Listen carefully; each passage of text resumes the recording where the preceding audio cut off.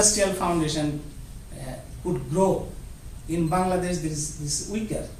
So in Bangladesh, this rent-seeking activities, grabbing, and public sector plundering, and commission taking, bribing, these forms of rent-seeking activities is much more stronger in Bangladesh. And therefore, our government study is saying that about now unearned income or illegal income equals to about 56 to 80% of GDP.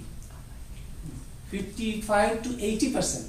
It ranges from 55 to 80% because estimating this so-called black money or this underground economy, hidden economy, illegal economy, it is very difficult. So it could range from 55 to 80%. It is also stated by Finance Minister in the last budget. Can you state it again a little more exactly? What country and please, I want to write it down. Bangladesh. In Bangladesh, 55% to 80% of the illegal economy equals to 55 to 80% of GDP. And this economy, this hidden economy, illegal economy is booming because of the policy framework, which is very compatible with grabbing, with plunder, with money, different import, export, different hidden activities, smuggling, all these things, this privatization and deregulation, all these things gave the space for this economy to grow. And in industrial, manufacturing, agriculture, and in any other countries, any other sectors, when World Bank is saying that if corruption is reduced, then GDP can grow 2 or 3% more. I don't think this is the case in Bangladesh, because this corruption and this economy, hidden economy and illegal economy, has direct link with present day consumption, present day economic activity. This hidden money is not inactive. This is active in economy. This is being invested in different sectors, and this is being used for their rampant and this shining consumerism in a country, booming. Shopping malls. If there was no corruption, these shopping malls, if there was no corruption, if this real estate business, if there was no corruption and this hidden economy and unregulated economy, then this luxury cars, this private sector education, private sector healthcare could not run. In that case, curbing corruption could reduce GDP. Because this GDP is actually GDP is it is a calculation of exchange. If education, public sector education, now private sector, because of private sector education and because of private sector healthcare, GDP is increasing in say education sector and healthcare sector. But that does not mean that increase of GDP can show that this is good or this is giving more access of the people to education and healthcare. This is not the thing. So in many cases, through GDP calculation cannot show the development or people-centered development. In some cases that can be just opposite.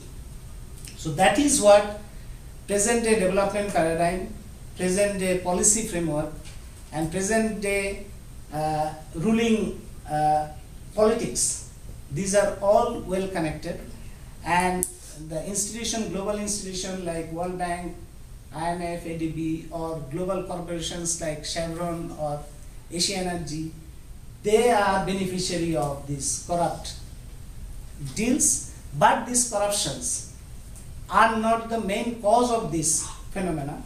Corruption is the consequence of dominant policy framework that is giving space to the local and global groups there who are benefited from this corruption. So present day, if we want to read capitalism in peripheral countries like Bangladesh, we need to give attention not only corruption, but taking corruption as part of the policy framework and the process of capital accumulation within, not only within country, but a global phenomenon. Because the corruption in Bangladesh, countries like Bangladesh, is in another way is contributing to the global capital accumulation. That's why these corrupt governments, corrupt bureaucrats, corrupt consultants, these groups are becoming part of the global ruling class, global consultants, and global bureaucracy. And the public sector bureaucracy is accused of corruption, and after getting retirement, getting big consultancy of the World Bank. So he is contributing then more to do what is needed for this global and local capital accumulation. So here I am, and I wait for question and answer. Thank you.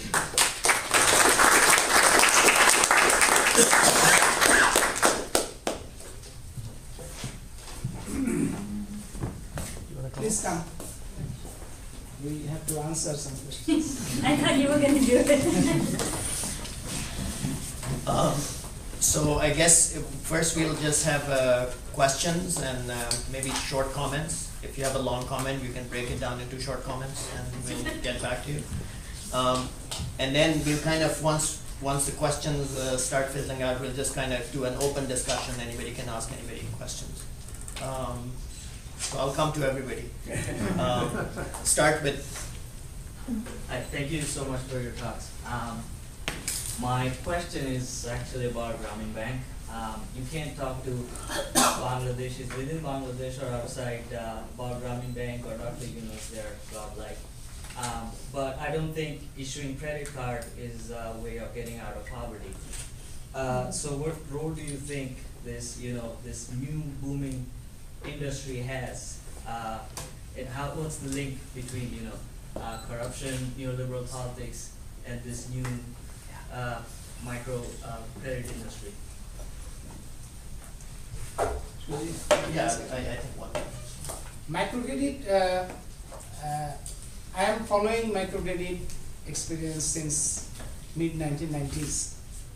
Experience, the impact, and the people's, the borrowers' relationship, economic relationship, and their economic activities. And there have been many changes within microcredit industry. Number one, there was a huge polarization. About 90% of microcredit is controlled by only 3 organizations: Grameen Bank, BRAC, and ASHA. Next 10% is done by thousands of microcredit organizations. Number 2, the NGO model in Bangladesh began with some social promises, but ended up with all these microcredit activities. Mostly NGO and different other organizations are involved in microcredit. And number 3, there are many organizations at rural level grown. There is thousands and thousands of organizations. In a village, you will find 10, 15, 20, 50, 100 organizations can be found, which are involved in microcredit business. So this microcredit has spread like anything. So this is a very important phenomenon in Bangladesh, this NGO model and the microcredit. But what I found that it has impact. It has linked the poor of Bangladesh country to the market. It has created a very important links. But the claim that this microcredit is the very important instrument of alleviating poverty, the study and the observation cannot find any supporting evidence of that. that is not the case. But there is a money supply, monetization has been increased, and people are very much with the money. There are other reasons of that. Common property, the people in Bangladesh, in rural Bangladesh, people, the most of the business, especially the poor people, relied mostly on common property. Common property like common lakes, common space, trees, forest, everything. But in the last 2 decades, there is so much grabbing and formal privatization. That means formal and informal, forced and legal. Privatization took place that poor people have very little common property to survive. So it's everything they have to buy now. They have to buy fish, they have to buy rice, they have to buy fruit, they have to buy everything. So monetary exchange, monetary relationship has increased like anything. It is unprecedented way. So there microcredit took the space. And I find that microcredit, the approach that microcredit can solve the poverty, it is a purely neoliberal philosophy, neoliberal model. Why? Because it does not recognize the right of the people to get their education, the state's responsibility, to get healthcare, it's the state's responsibility, to get their public utilities, it's the state's responsibility. State is withdrawing and throwing people that do whatever you do. We don't have any responsibility of yours. So you have, what do you do? You have microcredit, you do microcredit, take microcredit and go to the market and do whatever you do. You have entrepreneurship, you are a very good, you are a very good skilled personal quality, so you do whatever you do. So they are in a policy frame of a which is apparently very pro-poor, but if you go and dig it, then you will find that it is a part of a broad neoliberal phenomenon. So it helps market to grow, and it also helps many big corporations to grow. For example, Grameen Phone or Grameen Doi, they also help that, but the poverty alleviation, no.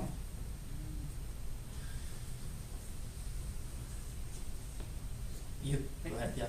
Yeah, I worked in Bangladesh for 2 years, and so I'm a little troubled by both of these talks. I think you're right in a fundamental way, but the problem with taking your approach is that it takes the focus away from the fundamental problem. You are absolutely correct that global corporations will get away with whatever they can. But the difference between Bangladesh and Pakistan and many countries in the West is regulation. In the US, companies cannot get away with the sorts of things they get away with in Pakistan and Bangladesh. I'm sure they can get away with some things, but they can't get away with the sort of things you've been describing. And the reason for this is that Bangladesh government is corrupt from top to bottom. And until that is settled, there is going to be no progress for either Bangladesh or Pakistan. And I think that we're distracting ourselves by talking about this global situation if we ignore the fact that most members of parliament collect bribes, that the bureaucracy, in fact, it's a bakshish bureaucracy. I'm quite familiar with the web of payments that goes in every direction, and yes, indeed, corporations do pay off the government in big ways. You know, I've seen, in the work I was doing, I'm directly aware of exactly what is going on. But that is the problem. There are no checks and balances on the system. You can bribe your way any way you like, and there is no value on human life in a system where that takes place. And I'm afraid the accountability for that is on the Bangladesh government, and the accountability for the Bangladesh government ultimately has to be on the political system of Bangladesh. So Okay. You're right about, you're absolutely correct about the behavior of companies, about I think they can respond. Yes. I think you Go ahead. So I agree that there are in the US or European countries, it is not possible to bribe a traffic to go in a wrong way with the car. It is not possible. But it is possible in Dhaka or maybe Karachi, or maybe in Bombay. But this is, I think the whole discussion of corruption based on this petty corruption cannot capture the whole scenario. That is the problem. What I would like to see, would like to emphasize that the global corporation cannot do anything they want in the US, but that they can do whatever they want in Bangladesh, and US embassy in Bangladesh representing US government, this US society is always pushing for that. Yeah. They don't, if they take this lesson, US embassy, for example, US embassy, if they take that lesson, no, Chevron cannot do this because in US we won't allow this. So Bangladesh government, we give you full support from US government to get compensation from US company. Then that will be far more consistent behavior.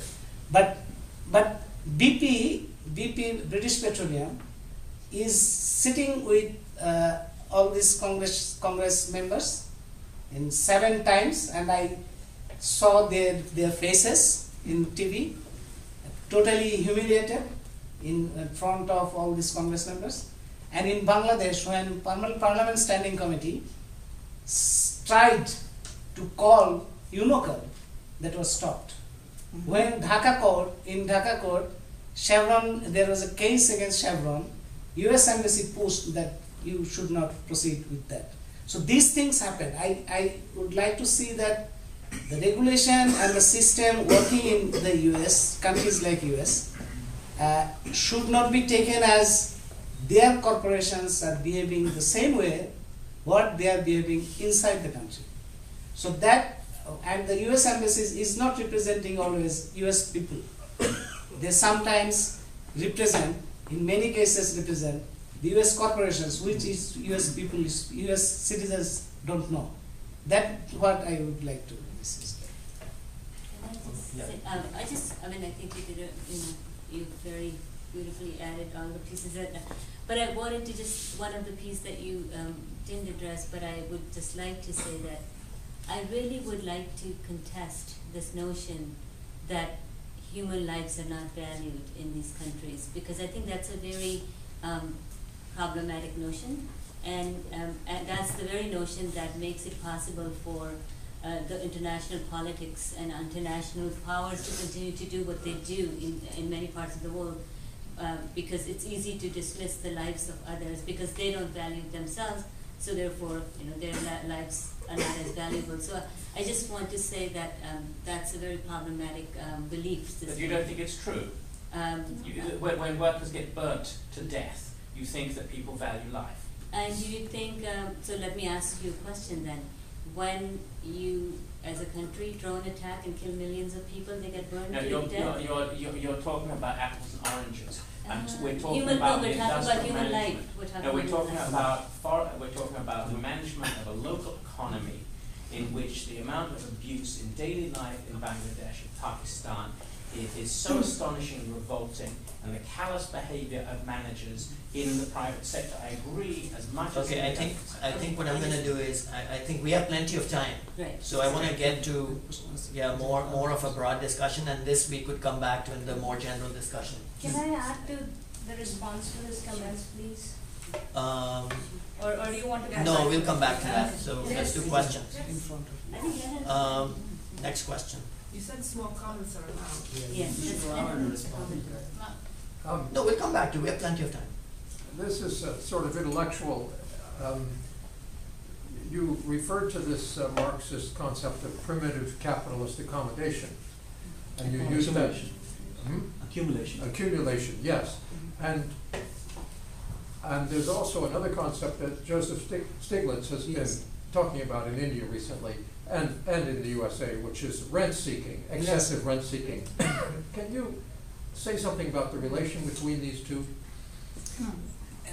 these are interconnected. Primitive accumulation capitalism, what Marx referred, is initial period of Europe when it is after Columbus arrived here, and the things followed, and the colonial exploitation and plunder